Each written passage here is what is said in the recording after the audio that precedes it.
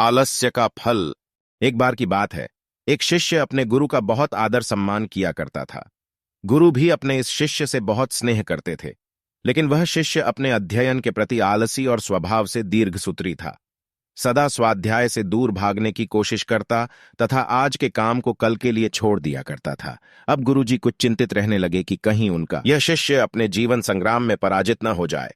आलस्य में व्यक्ति को अकर्मण्य बनाने की पूरी सामर्थ्य होती है। ऐसा व्यक्ति बिना परिश्रम के ही फलोपभोग की कामना करता है। वह शीघ्र निर्णय नहीं ले सकता और यदि ले भी लेता है तो उसे कार्यान्वित नहीं कर पाता। यहां तक कि वह अपने पर्यावरण के प्रति भी सजग नहीं रहता है और न भाग्य द्वारा प्रदत्त स्वावसरों का लाभ उठाने की कला में ही प्रवीण हो पाता है। उन्होंने मन ही मन अपने शिष्य के कल्याण के लिए एक योजना बनाई। एक दिन एक काले पत्थर का एक टुकड़ा उसके हाथ में देते हुए गुरुजी ने कहा, मैं तुम्हें यह जादुई पत्थर का टुकड़ा 2 दिन के लिए देकर कहीं दूसरे गांव जा रहा हूं। जिस भी लोहे की वस्तु को तुम इससे स्पर्श करोगे वह स्वर्ण में परिवर्तित हो जाएगी, पर याद रहे कि दूसरे दिन सूर्यास्त के पश्चात मैं इसे तुमसे वापस ले लूंगा।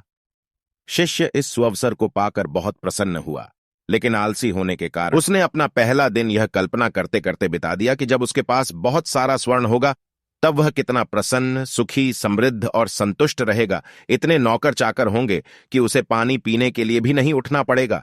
फिर दूसरे दिन जब वह प्रातःकाल जागा, उसे अच्छी तरह से स्मरण था कि आज स्वर्ण पाने का दूसरा और अंतिम दिन है।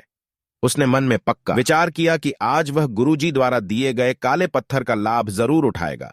उसने निश्चय किया कि वो बाजार से लोहे के बड़े बड़े सामान खरीद कर लाएगा और उन्हें स्वर्ण में परिवर्तित कर देगा।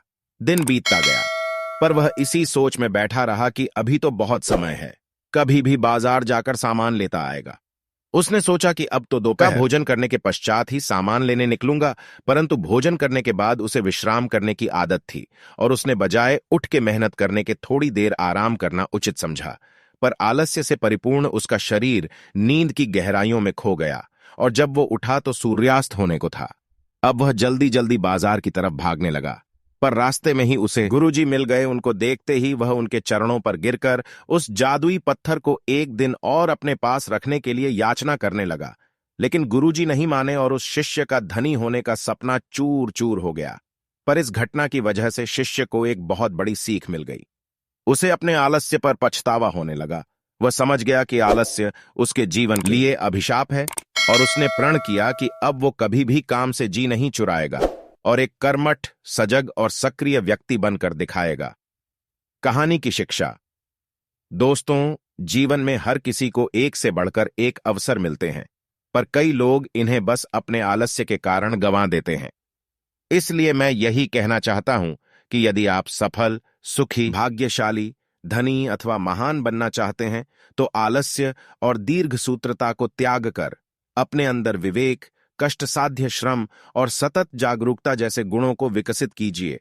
और जब कभी आपके मन में किसी आवश्यक काम को टालने का विचार आए तो स्वयं से एक प्रश्न कीजिए, आज ही क्यों नहीं? दोस्तों, अगर आपको इस चैनल पर कहानी अच्छी लगती है तो वीडियो को लाइक, शेयर और चैनल सब्सक्राइब जरूर करें। थैंक्स।